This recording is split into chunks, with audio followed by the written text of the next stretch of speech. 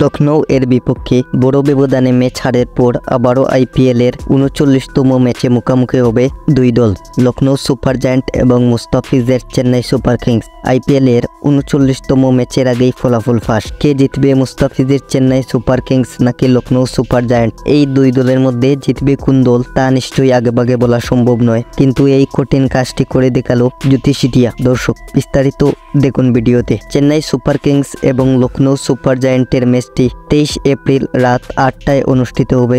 Lucknow super giant বর্তমানে ৪টি জয় নিয়ে পয়েন্ট টেবিলের পঞ্চম স্থানে রয়েছে।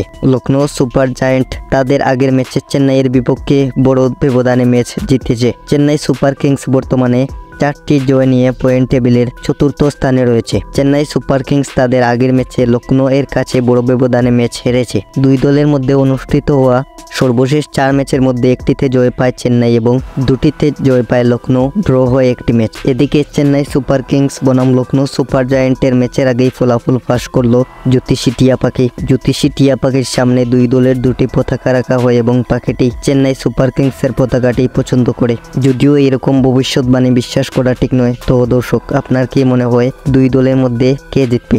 জানিয়ে দিন আপনার মতামত কমেন্ট বক্সে। দুই দলের বর্তমান ফর্ম অনুযায়ী লখনৌ সুপার জায়ান্টের ম্যাচ জেতার সম্ভাবনা ৪৮% এবং চেন্নাই সুপার কিংসের ম্যাচ জেতার সম্ভাবনা ৫৬%।